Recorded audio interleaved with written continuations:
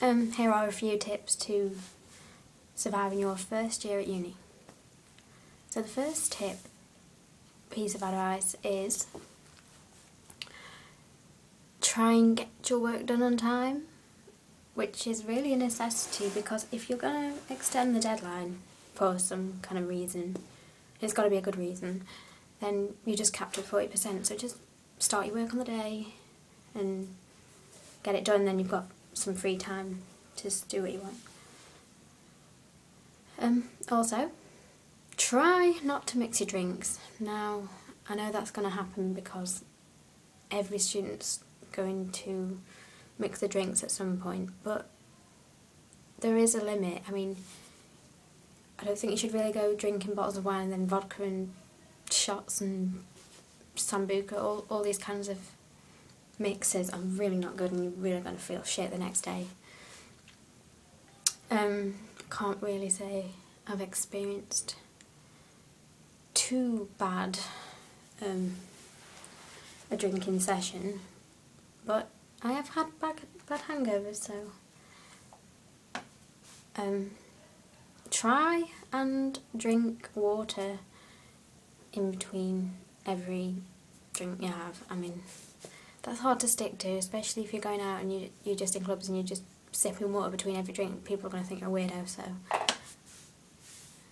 dancing in clubs really does dehydrate you, so just keep drinking water if you can. If you can't, then skip this advice. Third piece of advice is stick to a budget. Not that I have. Stick to a budget, like write down everything you need to buy for the week, so write down all your food, like cheap. The best things you can buy as a student are cheap, large bags of pasta, multi-packs, tinned stuff like beans, soup, porridge, whatever. But take this from me, it's very hard to avoid takeaways, as there are so many, even in Preston, especially in Preston actually. So yeah, just try not to spend all your money on takeaways. I mean, the occasional one when you come back after a night out, that's fine, but any more than that, it's just a waste of money. It's bad for your health too. So another piece of advice is if you live quite far, or if you just get the train, get a rail card, because they say you were third off on your ticket, so still not done that yet, still need to do it. Another piece of advice, get on with your flatmates, don't bitch about your flatmates. Well, yeah, try not to. Just try and get on, be civilised, be nice, say hi, smile, stop staying locked away in your room like a morbid fucker. Another piece of advice, start searching for a house quite early in the first year. I mean, you want to look for a decent landlord. We can't always tell if they're dodgy or whatever. They usually try and get you to sign a contract, and that's when you pay them a deposit or retainer or whatever. But if they're asking you for money before you sign anything, that's quite dodgy, so I wouldn't do that. And then look at the prices of the house, so look for a relatively good price. Bills included is probably a better option, because if it doesn't include bills, you've got to just take into account how you're going to pay the bills with your flatmates, so you'll have to probably set up a joint account or separate accounts, so someone pays the gas, someone pays the water bill or whatever, someone paid the Sky bill. That's a good idea. We have just found a house 20 minutes away, and the bills aren't included, so we're going to have to find a way around that. But we are going to pay a summer retainer, which means technically we can move into the house in June at a lowered rate, so £25 a week. But the house is £55 a week, so not including bills, which is not bad. And we went for a viewing. The house was really nice, but very, well, it needed a lot of work doing on it. So we're going to get the garden clean, we're going to do a massive clean and then try and keep it that way. I doubt it very much, looking at the state of our flat at the moment. Another piece of advice is, can't even think of any. I know it's just common sense, but if you're going to go out, have pre-drinks, because then you have to spend as much money on alcohol when you're out, because it's really expensive if you think about it, like, especially if you're drinking doubles, it's £3.50 or something ridiculous like that. So buy a bottle of vodka or whatever, and then you can put as much in as you like and mix it with whatever, and then you'll be pretty wasted before you go out, and then unless you sober up through the night, which is usually my case. I usually go out really, really wasted, and then I'll just, as the night goes on, I'll be like getting sober, and everyone manages to stay drunk, and I'm just like, well, it's not fun. But personally, I can't really afford to buy drinks while I'm out. I mean, I'll buy a few, but I can't drink the majority when I'm out. So, in terms of what I drink, I just drink vodka, Malibu. I'm quite fussy with what I drink. I won't touch Sambuca. Wine gives me headaches. Won't drink beer. Won't drink cider. So yeah, rather fussy.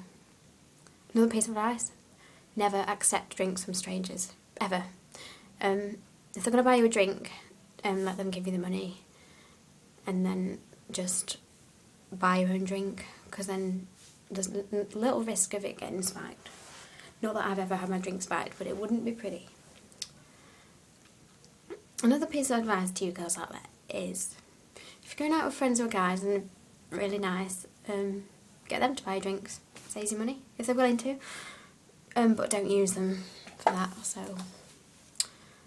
But I know someone who, every time we go out, he'll buy me drinks. I don't know if it's for any kind of reason or just to be kind, but it's nice anyway, so. Another piece of advice: try not to go into overdraft. Now, that is the most hypocritical thing I've ever said, because I'm so far into my overdraft, it's unbelievable. But it is only because I got the minimum loan, so I had to go into my overdraft. I got a £1,000 overdraft, and it's just, I've been using it for living things, but honestly, if I'm going to be honest, I could have been more careful with my spending, so I'm going to start writing down a weekly budget.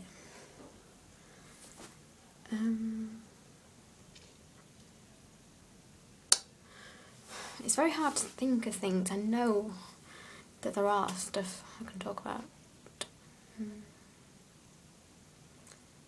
Say if you're cooking and you make a pasta bake, you can make it in bulk and then just reheat it the next day, and then even the day after that. That'll save you quite a bit of money as well. So. Oh, also, try to go to most of your lectures. I'm a hypocrite for this as well, because I usually go to bed quite late, because being a student sometimes messes up your sleeping pattern, so I go to bed at 2 in the morning. I don't always get up for a 9 o'clock lecture. Sometimes I do skip lectures, but it's only when your attendance falls below a certain point that you lose a certain part of your grade. I think it's 10%. So, try to go to your lectures. I know they may be boring. You can just sit there and play games on your iPod. Temple Run's personally a favourite of mine. Temple Run 2.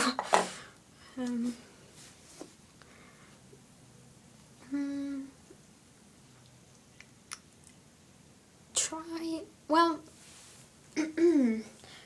this doesn't really apply to us now, but in 2nd and 3rd year, it would be a lot cheaper to have house parties. Just abide by the rules of the contract. Don't break don't paint the walls, that's one of them. Not allowed pets. You're not allowed pets in your flat or your new house, which is a shame because we want a dog or something. We might get some goldfish, don't know.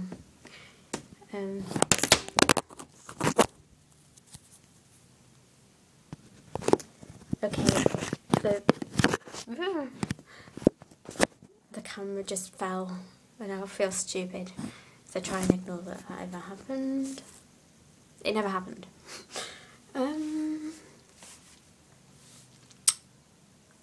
Try enjoying quite a few clubs and societies if you can, especially in first year. Like, there's so many things you can do. If you're sporty, there's cheerleading, dancing, basketball, football, badminton, and then there's things for them non-sporty people, like,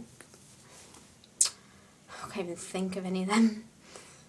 There's very many volunteering roles within the university. I mean, you can be a course rep, student ambassador, all these kinds of things. So if you want to get involved, try to, because you can make lots of friends that way. So yeah, try and get involved with other people in your halls, not just your flatmates. Get friends with course mates, just make lots of friends. I mean, you'll never be stuck for like things to do. So I think that's about it. If I think of anything else, then I'll just make another video. So thanks for listening.